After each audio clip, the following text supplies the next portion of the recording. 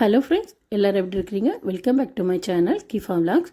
வாங்க நம்ம இன்றைக்கி சட்டுன்னு 10 நிமிஷத்தில் எப்படி ஒரு லஞ்ச் பாக்ஸ் ரெசிபி ரெடி பண்ணலான்னு சொல்லிட்டு பார்க்கலாம். இன்றைக்கி நான் பண்ண போகிறது கேபேஜ் ரைஸ், முட்டைக்கோஸ் சாதம். வாங்க ஃபஸ்ட் அதுக்கு ஒரு மசாலா ரெடி பண்ணிக்கலாம். தேங்காய் துருவல், கருவேப்பிலை, ஜீரகம், பச்சை மிளகாய், இஞ்சி. தேங்காய் துருவல் 4 டேபிள் ஸ்பூன் எடுத்துக்கோங்க. ஜீரகம் 1 டேபிள் ஸ்பூன் எடுத்துக்கோங்க. சின்ன துண்டு இஞ்சி எடுத்துக்கோங்க. 3 க்ரீன் சில்லி எடுத்துக்கோங்க. கொஞ்சமாக கருவேப்பிலை எடுத்துக்கோங்க. இதை நல்லா கொரன்னு அரைச்சி எடுத்துக்கிறணும்.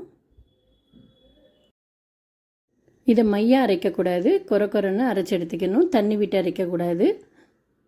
இந்த மாதிரி அரைச்சி எடுத்துக்கோங்க. இப்படி பரப்பரன்னு இருக்கணும். இதுதான் இதுக்கு டேஸ்ட்டை கொடுக்கக்கூடிய ஒரு மசாலா.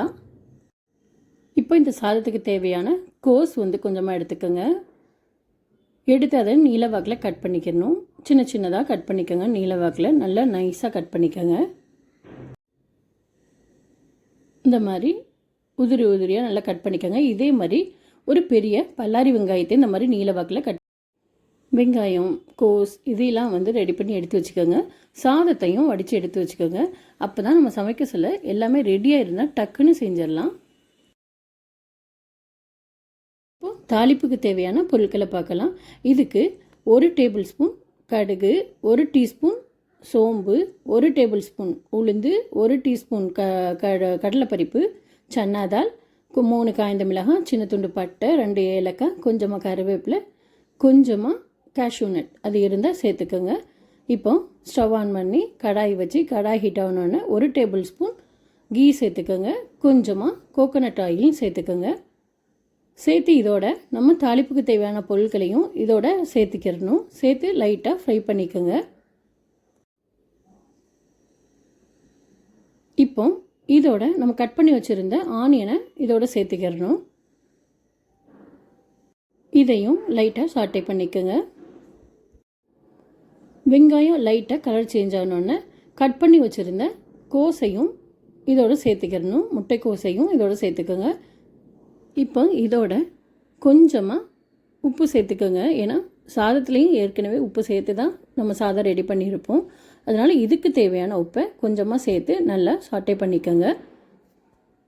இதோட கொஞ்சமாக பச்சை பட்டாணி அதையும் இதோட சேர்த்துக்கிறணும். வேக வச்சு பச்சை பட்டாணி அதையும் இதோட சேர்த்து நல்லா சாட்டே பண்ணிக்கோங்க. இப்போ இதோட நம்ம ரெடி பண்ணி வச்சுருந்த தேங்காய் மசாலா அதையும் இதோட சேர்த்துக்கோங்க. சேர்த்து லைட்டாக ஃப்ரை பண்ணிக்கோங்க. ஏன்னா நம்ம தேங்காய் துருவல், ஜீரகம் இதெல்லாம் ஃப்ரை பண்ணாமல் தான் நம்ம அரைச்சி எடுத்துக்கிட்டோம். அதை இதோட சேர்க்க சொல்ல இதோட டேஸ்ட்டு இன்னுமே தூக்கி கொடுக்கும். தண்ணி விடக்கூடாது. லோ ஃப்ளேமில் வச்சு ஒரு 10 நிமிஷம் மூடி போட்டு வேக வைங்க. அதுலேயே இந்த கோஸு, பட்டாணி எல்லாம் நல்லா வெந்து வரும். அப்பப்போ எடுத்து லைட்டாக கிளறி கொடுத்திக்கோங்க. இந்த மாதிரி வரணும்.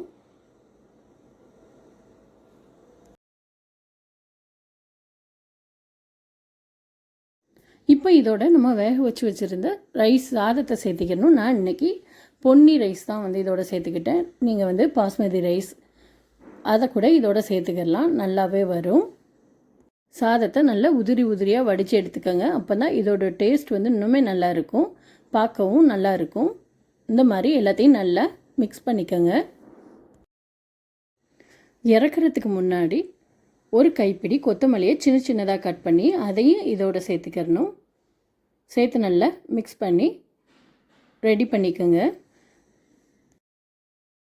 இப்போ பாருங்கள், முட்டைக்கோஸ் சாதம் ரெடி ஆகிடுச்சு. இதோட நம்ம mutton masala, chicken masala, egg gravy இதெல்லாம் வச்சு சாப்பிட சொல்ல இதோட டேஸ்ட் இன்னுமே ரொம்பவே நல்லா இருக்கும். கட்டாயம் நீங்களும் ட்ரை பண்ணி பாருங்கள். இந்த மாதிரி கிட்ஸுக்கு லஞ்ச் பாக்ஸில் வச்சு கொடுங்க. பிள்ளைங்களும் ரொம்ப விரும்பி சாப்பிடுவாங்க. நான் சொன்ன இந்த ரெசிபியை நீங்களும் கட்டாயம் ட்ரை பண்ணி பாருங்கள். உங்களுக்கு கட்டாயம் பிடிக்கும். பிடிச்சிருந்தால் லைக் பண்ணுங்கள், ஷேர் பண்ணுங்கள். இந்த மாதிரி வீடியோ உங்களுக்கு வேணும்னா என்னோடய சேனலை நீங்கள் மறக்காமல் சப்ஸ்கிரைப் பண்ணிக்கோங்க. Thanks for watching.